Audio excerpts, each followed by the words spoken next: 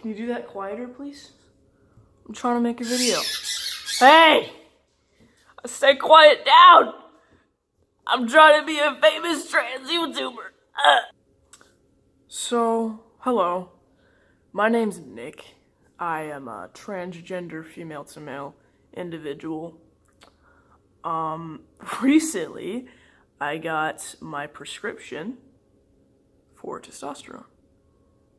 But, if you'll notice, half the vial is missing.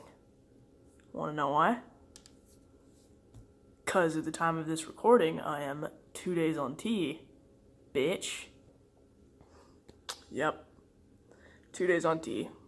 No significant changes yet, although I do have a very overwhelmingly positive mood, which is probably because I have the right hormones flowing through my body, which is always good.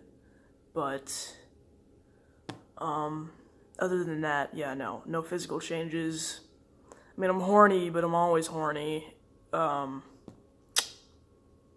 else? No bottom growth yet. I know it's only been 2 days, but I hear some people just fucking grow overnight. It hasn't happened to me yet. I'll make an update video if it does.